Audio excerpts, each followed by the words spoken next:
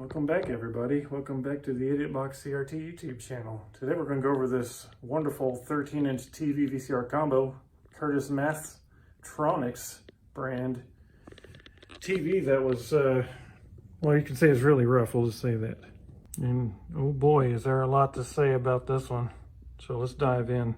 You can kind of see what I was talking about. There's a little bit of paint overspray on here. I don't know what the story is on that.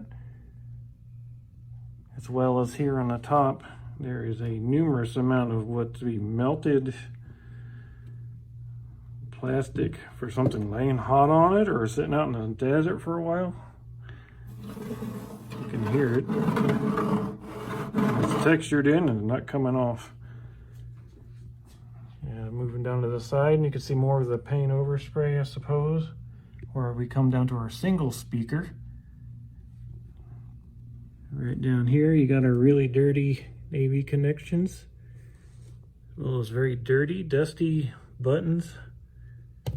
Moving on into the inside, you can see some things. Probably another rough story in there. Have to assume it works. That'd be nice if it does. This side, more of the same melted what have you, and with our side input of the cord. So this one, as I was saying before, is a Curtis Mathes Tronics edition. Obviously it's a VCR combo, and it's very, very rough shape. I got this one off Marketplace along with another 9-inch VCR combo, which you'll see later. It didn't say any description about it if it worked or not, so we're hoping.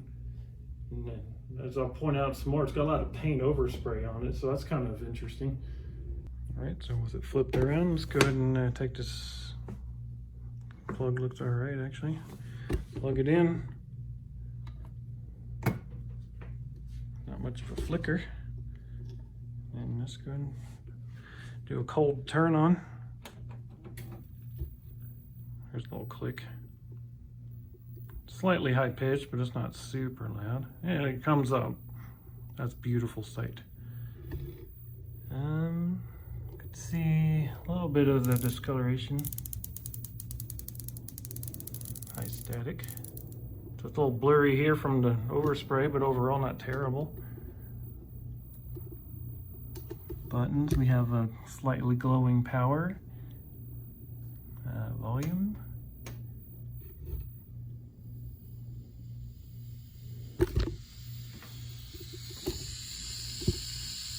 It's making some type of static. And channel. It appears to be scanning. Like, I do not have options for menu. That's not a button, it's just a remote thing. These are, of course, the VCR stuff. So apparently we can't get to the AVs for now, as well as messing with the, lost some of the other settings. But good news is it does turn on, so there's hope. Let's move on to cleaning.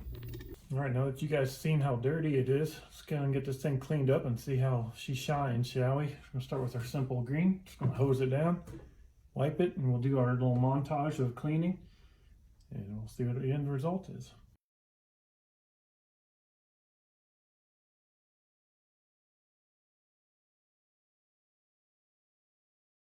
All right, y'all, this is crazy. Check this out.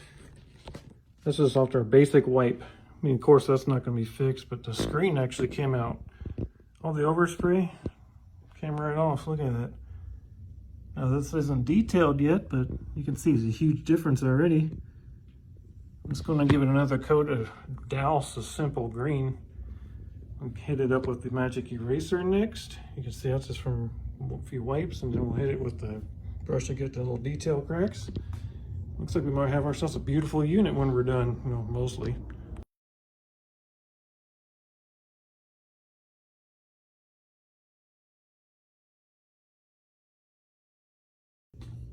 Yep, even more good looking. So I think the screen, I don't have to apply any harsher chemicals to that, which is beautiful.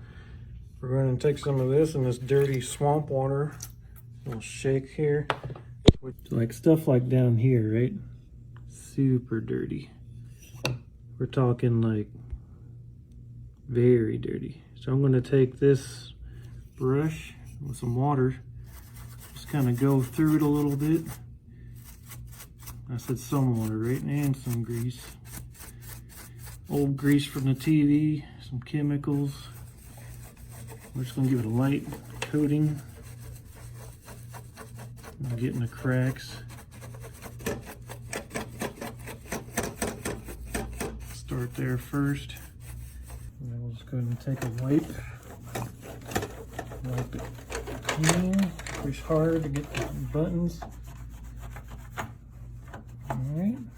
Mostly in this section here. That's how dirty it was before. Alright, let's zoom in for a closer look.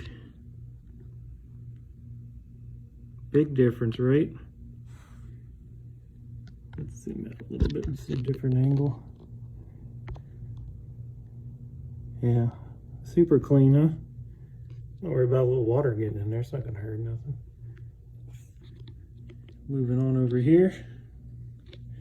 Still a little wet, but get the idea. Just a little bit of dirt left in here. We'll get out to the next brush and then try this door a little bit. And then try to get far as I can in here. I'm not gonna get it super wet. And then we'll move on to the cracks here with the brush and then on to the back. Forgot to show you all underneath. See, there's nothing really special under here. Just a vent for the PCB, no speaker on the bottom of this one. You see it cleaned up pretty nice so far. And with the power cord squeaky clean as well, I'm gonna take some invisible glass and kind of give it the old screen saver there, you know what I mean?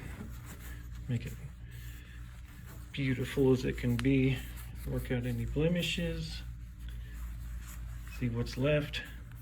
So this invisible glass stuff works great. All right.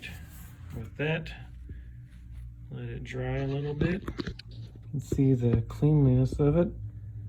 No more overspray anywhere. It's beautiful, clean glass. I'm impressed this unit, as abused as it was, how nice it came out to be so far. Okay, now that she's cleaned up, let's put some video on it and see if it's worth the effort of what we've done so far, and hopefully the VCR works as well, because that would suck. All right, let's fire it up. Let's see if we can have some Nintendo time. Looks super. What's going on here? Let's turn on the Nintendo. Comes right to life.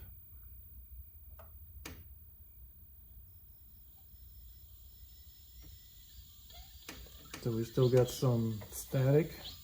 The color is a little off.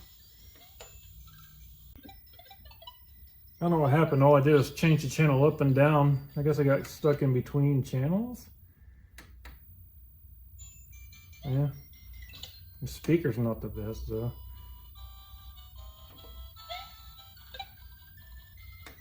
But you can see the colors are okay after all.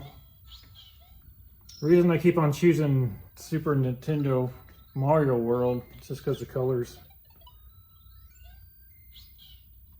The speaker does leave a lot to be desired here. But before I go condemning it too much, let's see if it eats this brand new tape of mine. I have no idea what this VCR will do.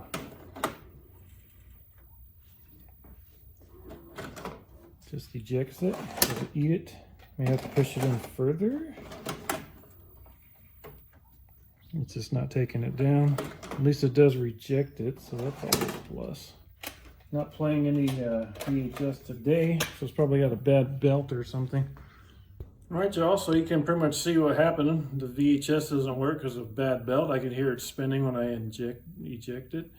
And then what we have now is also a really bad speaker on the output. It sounds really weak, no bass or anything, but maybe it's always been that way, I don't know.